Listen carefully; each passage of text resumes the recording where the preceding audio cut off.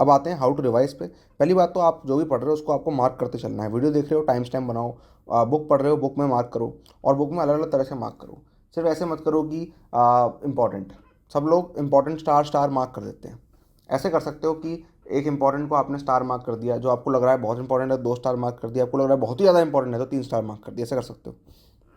और ऐसे भी मत रखो सिर्फ स्टार वाइज, ऐसा करो कि अगर आपको लग रहा है कि कोई ये चीज़ आपको रिवीजन के टाइम करनी चाहिए तो लिखो DDR, डू ड्यूरिंग रिवीजन। या फिर कोई क्वेश्चन है जो कि आपसे नहीं हुआ, आप उसको करना चाहते हो दोबारा से, है ना, आपने सॉल्यूशन देख के अभी तो सीख लिया, लेकिन आप बाद में चाह रहे हो कि आप दोबारा से उसको अटैम्प्ट करो क्योंकि उतना मज़ा नहीं आया, तो do it again, DIA mark कर दो, ठीक है। या फिर do it later, DIL mark कर दो। कोई चीज़ जो कि आप अभी नहीं करना चाह रहे, अभी बहुत मुश्किल लग रही है आपको, आप चाह रहे हो आपका मोमेंटम ब्रेक ना हो, आप आगे तक पढ़ते रहो। तो ये बहुत सारी चीज़ें इंपॉर्टेंट है और रिवीजन के टाइम बहुत हेल्प करती हैं। और अगर आपके पास टाइम है तो नोट्स बनाओ, अलग अलग तरह के नोट्स होते हैं। एक आप बना सकते हो फर्स्ट टाइम नोट्स।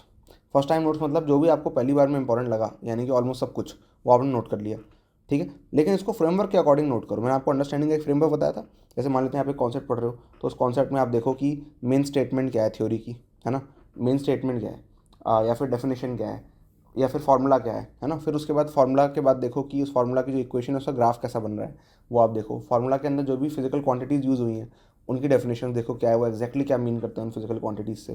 फिर उसके बारे में कुछ एक्सपेरिमेंट हुए हैं वो देखो, एग्जाम्पल्स हैं वो देखो, कुछ इंपॉर्टेंट पॉइंट्स हैं वो लिखो, बुलेट पॉइंट्स की तरह लिखो, पैराग्राफ्स की तरह नहीं। तो इस फ्रेमवर्क के अकॉर्डिंग आप कुछ कुछ चीज़ें नोट कर सकते हो अगर आपको समझने में दिक्कत आ रही है। तो ये रिवीजन के पर्पज़ के लिए नहीं है, लेकिन ये खुद की अंडरस्टैंडिंग के पर्पज़ के लिए। अब आप ऐसा कर सकते हो कि जब भी आप एक हफ्ते बाद इसको रिव्यू करोगे तो आपका काम है इन नोट्स को शॉर्ट करना। यानी कि अब जो चीज़ें आपके लिए प्रैक्टिस करने के बाद ऑब्वियस हो गई हैं तो उनको आप नोट नहीं करोगे, आप कम चीज़ें नोट करोगे। तो इन नोट्स को आधे पेजेस में करने की कोशिश करो। फिर उसके बाद अगली बार जब बैठो तो फिर आधे पेजेस में करने की कोशिश करो, एंड सो ऑन। और तरह के नोट्स होते हैं, जैसे कि एक होते हैं ट्रिगर नोट्स, जिनमें एक्चुअली इन्फॉर्मेशन नहीं होती लेकिन कुछ सिंबल्स होते हैं जो कि आपको ये रिमाइंड करने में हेल्प करते हैं। ये आपकी जो डीप मेमोरी है उसको ट्रिगर कर देते हैं, जो कि आप भूल जाते हो, और ट्रिगर करके उसको बाहर ले आते हैं। तो ऐसे नोट्स जिनमें इंडिकेशंस बने हुए हैं जो कि आपकी डीप मेमोरी को ट्रिगर कर देंगे, उन्हें बोलते हैं ट्रिगर नोट्स। ना कि ये कि नोट्स में सब कुछ लिखा है, नोट्स में बस चाबी है और जो लॉकर है वो आपके दिमाग में है, ठीक है। तो नोट्स में माल नहीं है, नोट्स में खाली चाबियाँ हैं। तो ट्रिगर नोट्स आपको क्या करते हैं, ओल्ड मेमोरी को रिफ़्रेश करने में हेल्प करते हैं, आप ही की खुद ही दबी हुई मेमोरी को रिफ़्रेश करने में। तो ये होते हैं, इनको बड़ा साइंटिफिकली बनाया जाता है। फिर एक होते हैं सिलेबस ओरिएंटेड नोट्स, कि जहाँ पे सिलेबस टॉपिक वाइज है, कॉन्सेप्ट वाइज है, तो वैसे ही आपके जो नोट्स हैं वो हैं। फिर होते हैं आपके टाइप्स ऑफ क्वेश्चन के अलग अलग नोट्स, स्प्रिंग ब्लॉक टाइप के क्वेश्चन अलग हो गए, और क्या कहते हैं इंक्लाइन के अलग हो गए। इस तरह से अलग अलग तरह के टाइप के जो क्वेश्चन पूछे जाते हैं उसके आपने अलग अलग नोट्स बना लिए उनके एल्गोरिदम्स के, कि इस टाइप का क्वेश्चन कैसे सॉल्व करना है, इसकी एक स्टेप बाय स्टेप एल्गोरिदम मैं समझ लूँ, जो कि सारे ही तरह के जो क्वेश्चन जो इस तरह से सॉल्व होते हैं उन सब में कॉमन है। तो मेरे को इंडिविजुअल सॉल्यूशन नहीं याद करने की ज़रूरत है, कुछ बेसिक एल्गोरिदम्स में याद कर सकता हूँ जिससे मेरे को बेसिक चीज़ों को ना सोचना पड़े, ठीक है।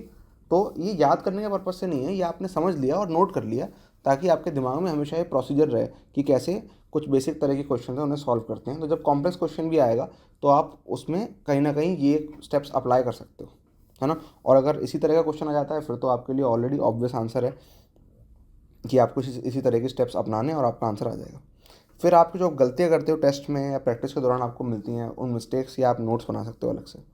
तो ये सारे नोट्स जो हैं, मिस्टेक्स के अलावा सारे नोट्स जो हैं वो आपको दिए जा सकते हैं। जैसे मैं अपने कोर्स क्लोज के अंदर ट्रिगर नोट्स देता हूँ, सिलेबस ओरिएंटेड नोट्स देता हूँ, और एल्गोरिदम नोट्स भी देता हूँ, ठीक है। लेकिन मिस्टेक नोट्स तो आपको खुद ही बनाने होंगे, है ना। ऑब्वियसली ये trigger notes, syllabus oriented notes और एल्गोरिदम नोट्स खुद से बनाना बहुत बहुत बहुत ज़्यादा मुश्किल टास्क है ना, मतलब बहुत मुश्किल टास्क है। इसलिए प्रेफर करता हूँ कि मैं ही स्टूडेंट्स को बना के दे दूँ। ओके। फिर मैंने आपको बताया था रिवीजन के बारे में, रिड्यूस्ड फ्रीक्वेंसी रिवीजन, जहाँ पे सेलेक्टेड क्वेश्चन जो कि रिवीजन के लिए ही बने हैं, कुछ कॉन्सेप्ट्स को आपको रिवाइज कराने के लिए या कुछ एल्गोरिदम्स को, एल्गोरिदम मतलब स्टेप बाय स्टेप सॉल्यूशन, उनको रिवाइज कराने के लिए बने हैं।